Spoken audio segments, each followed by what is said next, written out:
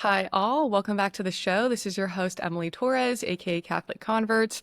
And today I want to talk about something that's often overlooked in culture in general, but especially in the Protestant world, and how this is a huge, huge issue for Protestants. And that, of course, is celibacy. So to kind of open this up, I want to start with a passage from 1 Corinthians chapter 7, verse 38, which says that he who marries his betrothed does well, and he who refrains from marriage will do even better. So in this passage, St. Paul is saying that it is better to be single. It is better to remain unmarried. In the fuller context of this passage, he talks about how a married man has to be anxious about the things of this world, like how to take care of his wife, how to take care of his family, his job, things like that. Whereas an unmarried man, he's only anxious about how to please the Lord and how to serve him best. And so St. Paul says, therefore, it's better to remain single if you're able to. It's better to be single because you can just focus on serving God and not your family and all these other worries that can, take up a lot of your energy, your time, your thoughts. And so, but the problem with this verse is that Protestants are unable to explain how that's true in their church today, because most of them do not practice celibacy, and it is not a widespread systematic practice in the Protestant world to be celibate.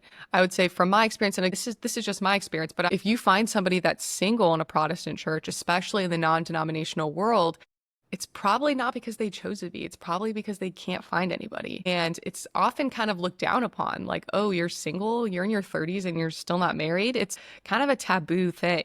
Well, I would say a lot of people can share in this experience, having been non-denominational or been in some sort of Protestant denomination, that being celibate, being single is not something that's seen as better, like St. Paul describes in 1 Corinthians chapter 7.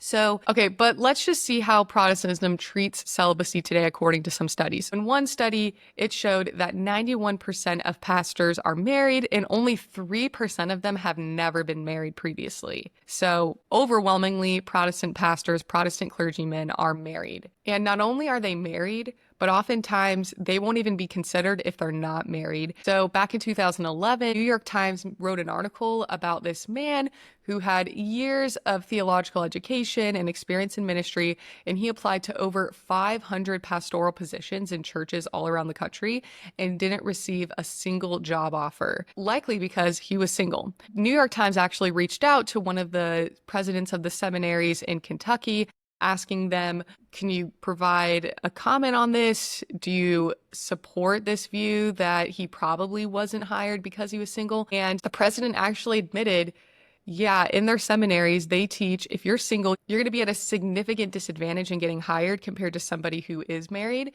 And some churches even require that you are married before they would even consider you as an applicant to be a pastor. Now, here's why this is so problematic, because the lay people, the congregation, they look up to the pastors of their church as their spiritual leaders. And so if their spiritual leaders do not value celibacy and in fact may have been required to be married in order to get their position, why would the congregation value celibacy? Why would any of them practice it if their spiritual leader doesn't practice it and in fact was maybe required not to?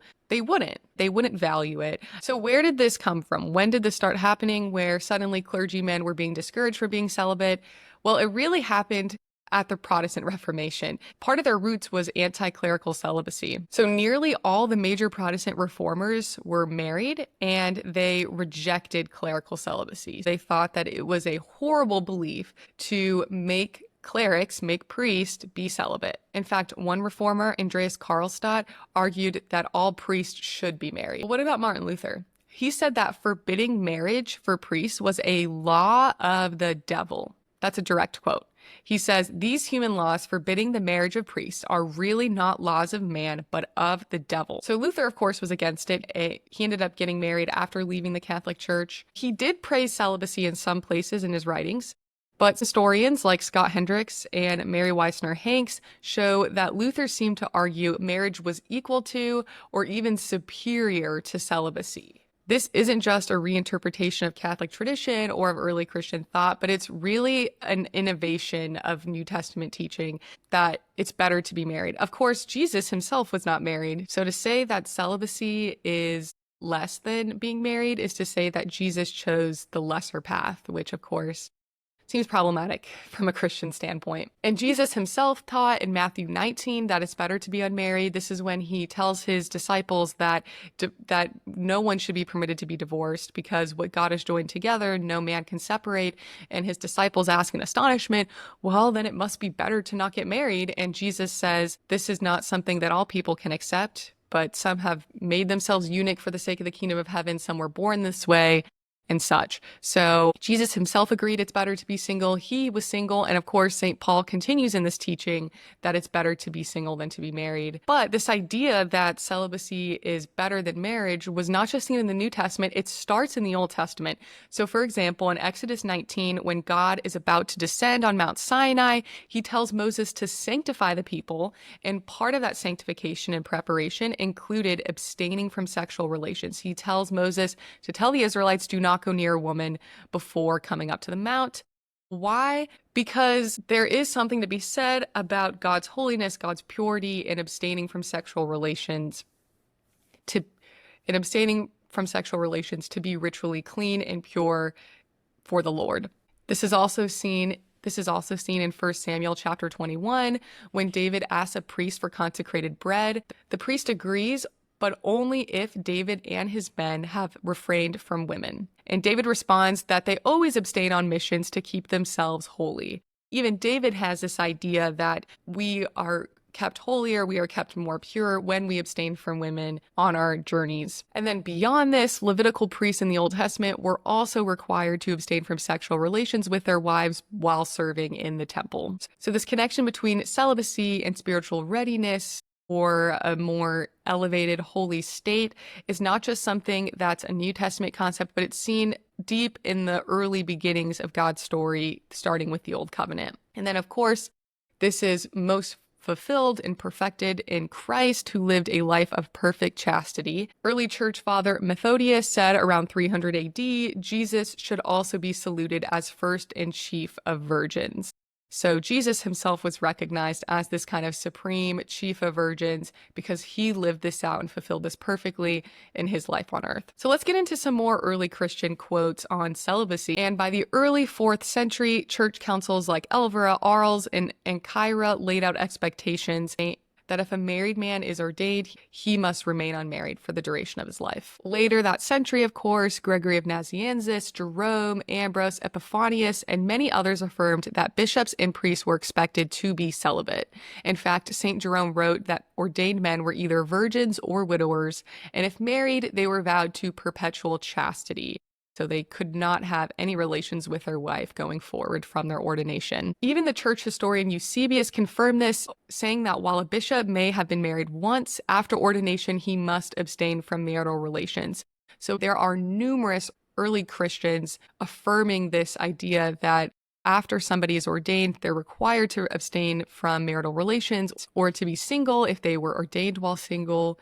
This is not something that was a new innovation, but it's something that's continuing the teachings of the Old Testament, Jesus, the apostles, and so forth seamlessly. Now, it's true that some married men were ordained. So some people might push back and be like, why are you saying pastors can't be married when some of the early Christian priests were married? Well, they were married, that's true. But like I just mentioned, they were required to abstain from relations with their wife after being ordained, or at for certain seasons of time. So they were expected to live differently after being ordained. And again, this practice is unheard of in the Protestant world. I'm just one person, but I've never heard of any Protestant pastor who is required to be celibate from his wife after becoming a pastor. That would just seem so foreign in the Protestant world. So why is this problematic? Because when a teaching is so clearly seen all throughout the Old Testament, the New Testament, throughout all of the scriptures, and seen with Jesus, seen with the apostles, seen in the early church,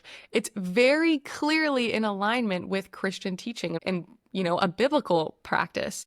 So if Protestants are rejecting this, and even from the beginning, Protestant reformers were rejecting this, this just goes to show the Protestant reformers were not in the fullness of truth, and Protestantism today is not in the fullness of truth because it rejects biblical teachings and practices that have been there since the beginning. This is just one of the many, many reasons that Protestantism cannot be accepted as fully true. And this is why I, in good faith, could never be a Protestant again, because I do not want to have to turn a blind eye to biblical passages or to early church history when it so clearly proclaims a teaching that Protestantism as a whole rejects in a systematic way. Alrighty, if you enjoyed this episode, feel free to check out my Patreon. On there, I have exclusive content. I have an exclusive group chat with me and all my patrons. And of course, you get to help fund me and this podcast because I do not do this for a living. I work for Catholic Answers, which is amazing.